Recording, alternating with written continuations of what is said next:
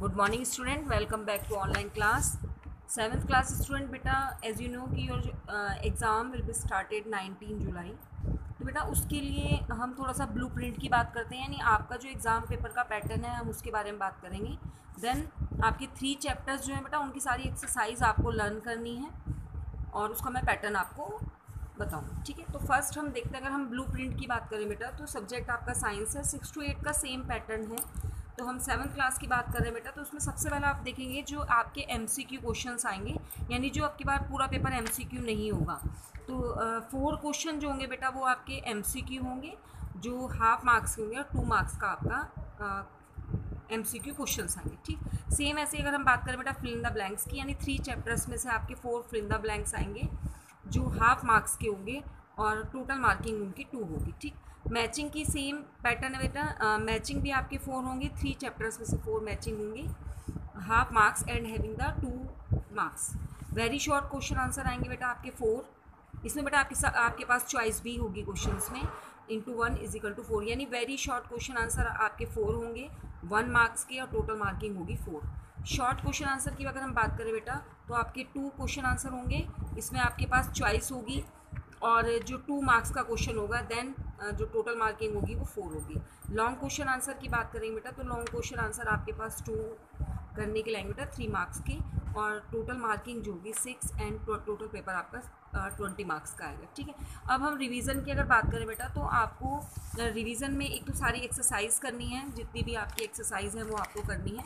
तो फर्स्ट अगर हम फर्स्ट चैप्टर की बात करें, जो ऑब्जेक्टिव क्वेश्चंस हैं आपके, तो फर्स्ट चैप्टर में जो ऑब्जेक्टिव है जिसमें फर्स्ट है जो the photosynthesis process mostly removes this form of the atmosphere, यानी जो फोटोसिंथेसिस की प्रोसेस है उसमें एटमॉस्फेयर में से कौन सी गैस रिमूव हो जाती है, मतलब कौन सी गैस रिमूव होती है, तो इसका आंसर कार्बन डाइऑक्साइड है, ठीक है। नेक्स्ट क्वेश्चन की अगर हम बात करें कि organism with heterotrophic mode of nutrition, जो हेट्रोट्रॉपिक मोड ऑफ न्यूट्रिशन होता है उसमें किस चीज़ की कमी होती है, तो क्लोरोफिल बेटा इसका एग्जाम्पल है। Next the stomata take in and give out, तो इसका आंसर अगर हम बेटा देखें तो carbon dioxide, oxygen and water vapour, यानी स्टोमेटा के थ्रू कौन सी चीज़ें बाहर निकलती हैं, तो इसका आंसर होगा carbon dioxide, oxygen and water vapour. Next अगर हम बात करें बेटा the chemical use to test, ये क्वेश्चन है आपका, the chemical use to test the presence of starch in the plant, यानी अगर आप बेटा उस केमिकल का नाम बताना है जो प्लांट्स में स्टार्च की पोजीशन को शो करता है, तो उसका आंसर आपको आयोडीन लिखना है, ठीक। नेक्स्ट अगर हम बात करें बेटा कि जो सैप्रोफाइट्स होते हैं आर ऑर्गेनिज्म, तो वो ऑर्गेनिज्म होते हैं बेटा जो लिविंग ऑन डेड एंड जो डिकेइंग ऑर्गेनिक मटेरियल होते हैं उनको डिकम्पोज करने की प्रोसेस करते हैं, ठीक।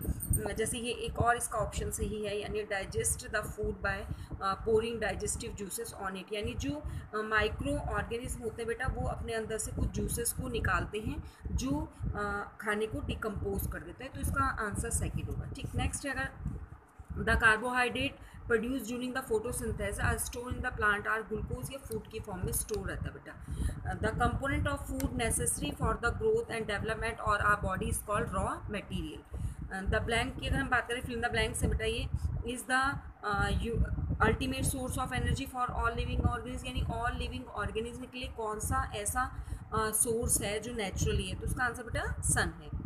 The mode of living on और inside other organism for food is called, यानी जो ऑर्गेनिज्म है जो किसी की बॉडी के अंदर रहकर सर्वाइव करता है, this is called the parasite.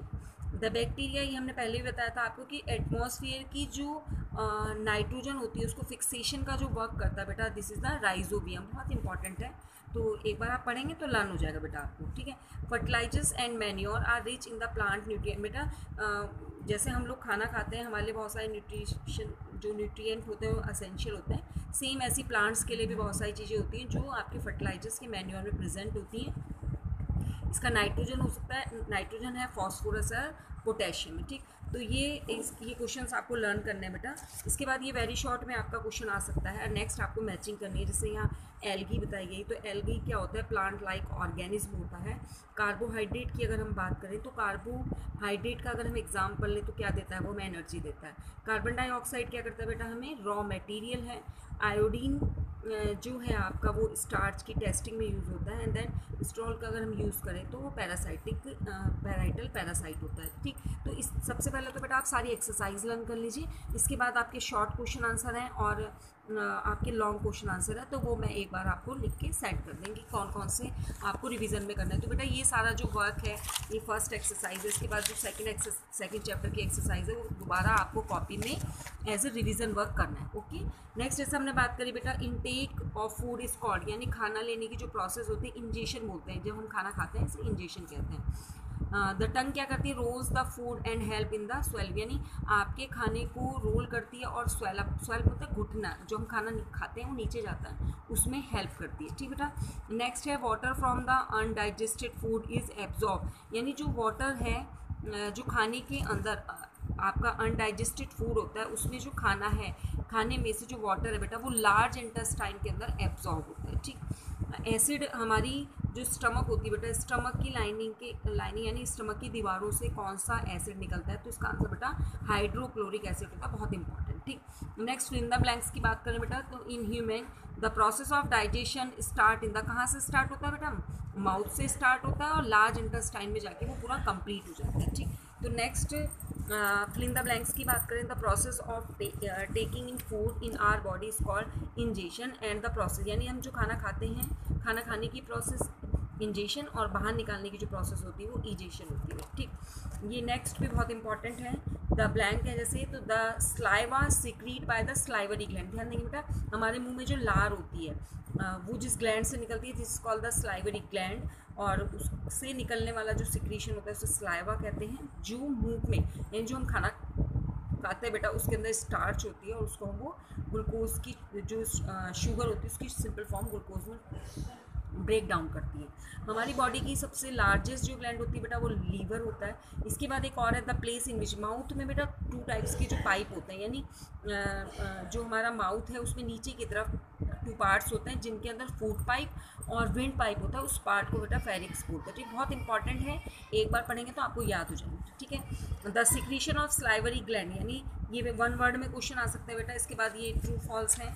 Next आपको मैचिंग लर्न करना है, मैचिंग में जैसे एब्जॉर्प्शन ऑफ फूड है, तो एब्जॉर्प्शन ऑफ फूड विली है बेटा, ये फिंगर लाइक प्रोजेक्शन होते हैं जो स्मॉल इंटेस्टाइन में प्रेजेंट होते हैं। तो ये जो क्वेश्चन आंसर हैं या जो चैप्टर्स के हमने आपको बताया कि MCQ इंपॉर्टेंट है, इससे पहले वाले वीडियो मैंने नेक्स्ट वीडियो की जो एक्सरसाइज थी वो आपको सेंड कर दी थी बेटा, तो ये आपको अपने एग्ज़ाम के लिए प्रिपेयर करना। और इसके लिए बेटा एक चीज़ और ध्यान रखनी है कि ये जो आपको एग्ज़ाम पेपर करना है इसके लिए बेटा आपको स्कूल से किट अवेलेबल कराई जाएगी, यानी आपको उसी किट में वर्क करना है, तो इसलिए आप अपने किट को स्कूल से लेके आएंगे। ओके बेटा, थैंक यू वेरी मच।